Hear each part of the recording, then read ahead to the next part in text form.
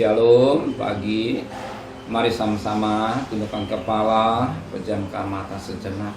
Bapa yang bersemayam kerajaan surga, pagi yang cerah kami adakan mesbah keluarga, mesbah pribadi. Kami boleh naikkan pujian kepada Bapa di surga. Kami rindu untuk dengarkan renungan firman-Mu. Roh Kudus menyucikan hati dan pikiran kami, sehingga benih firman-Mu jadi berkat buat kami. Dan kami juga boleh naikkan doa syafaat kepada Tuhan. Haleluya.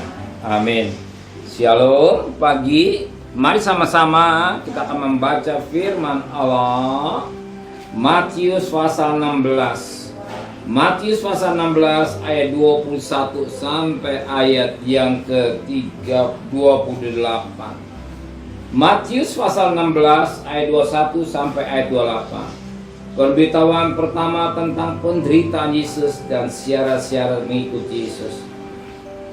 Sejak waktu itu Yesus mulai menyatakan kepada murid-muridnya bahwa Yesus harus pergi ke Yerusalem dan menanggung banyak penderitaan dari pihak tua-tua, imam-imam, kepala dan ahli-ahli Taurat, lalu dibunuh dan dibangkitkan pada hari ketiga. Tapi Petrus menarik Yesus ke samping dan menegur Yesus, katanya, "Tuhan, kiranya Allah menjauhkan hal itu sekali-sekali tak akan menimpa engkau." Maka Yesus berpaling dan berkata kepada Petrus, "Nyala iblis, engkau suatu batu sandungan bagiku, sebab engkau bukan memikirkan apa yang dipikirkan Allah, melainkan apa yang dipikirkan manusia." Lalu Yesus berkata kepada murid-muridnya, "Setiap orang yang mau ikut aku, dia harus menyangkal dirinya dan ikut salib dan mengikut aku. Karena itu barang siapa mau menyelamatkan nyawa, ia akan kehilangan nyawanya. Tapi barang siapa kehilangan nyawanya karena aku, ia akan memperolehnya. Apa guna seorang memperoleh seluruh dunia tetapi kehilangan nyawanya? Dan apakah yang dapat diberikan sebagai ganti nyawanya? Sebab Anak Manusia akan datang dalam kemuliaan Bapanya diiringi malaikat-malaikatnya. Pada waktu ia akan membalas setiap orang menurut perbuatannya. Aku berkata kepadamu, sesungguhnya di antara orang yang hadir di sini ada yang tidak akan mati sebelum mereka melihat Anak Manusia datang sebagai Raja dalam kerajaan." Itu suatu mutiara yang indah yang dapat kita petik. Apa kata firman Tuhan pada ayat 23? Maka Yesus berpaling dan berkata kepada Petrus, "Nyala iblis, engkau suatu batu sandungan bagiku, sebab engkau bukan memikirkan apa yang dipikirkan Allah, melainkan apa dipikirkan manusia." Di sini kita belajar berkat firman Allah. Yesus bertandas dan berkata, Petrus, siapa Petrus? Itu murid Yesus. Tetapi yang sangat menarik kata firman, Yesus berpaling pada Petrus, pada muridnya, "Nyala iblis, nyala iblis." Bagikan seperti Petrus dikatakan iblis. Bukan Petrus iblis, tapi Petrus dikuasai oleh pikiran-pikiran iblis. Pikiran-pikiran dunia menguasai pikiran Petrus. Maka firman kata nyala iblis.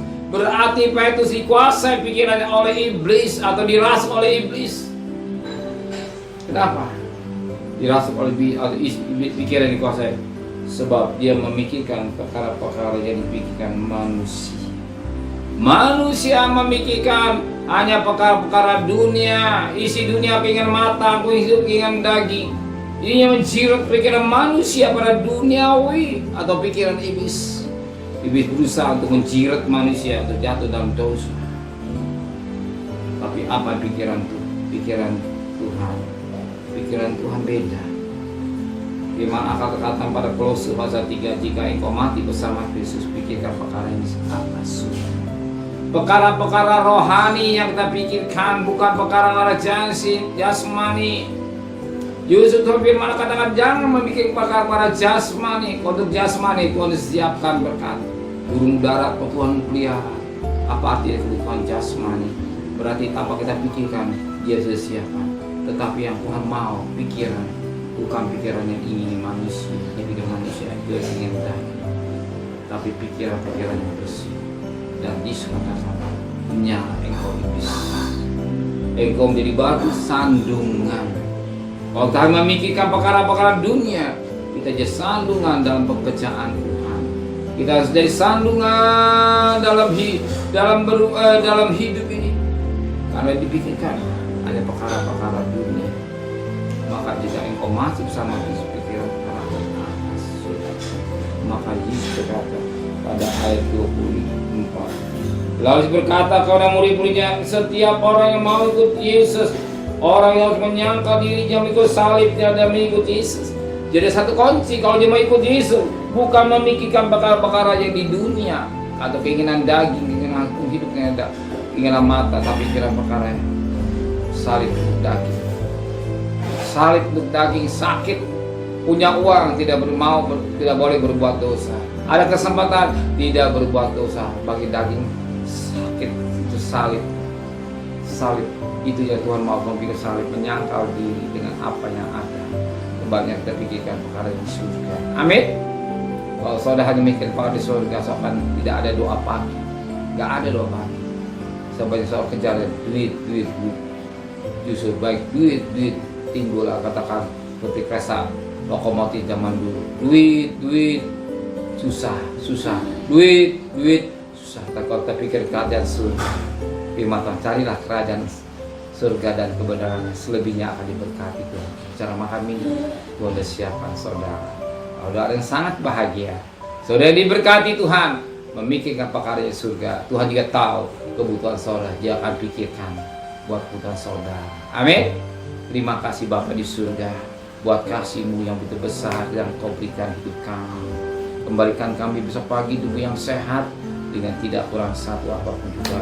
Berkati Bapak Presiden, Wakil Presiden, para Menteri, para Gubernur, para Bupati, para Wali Kota, para Camat, para Lurah, para RW, para RT, para medis, para Polri.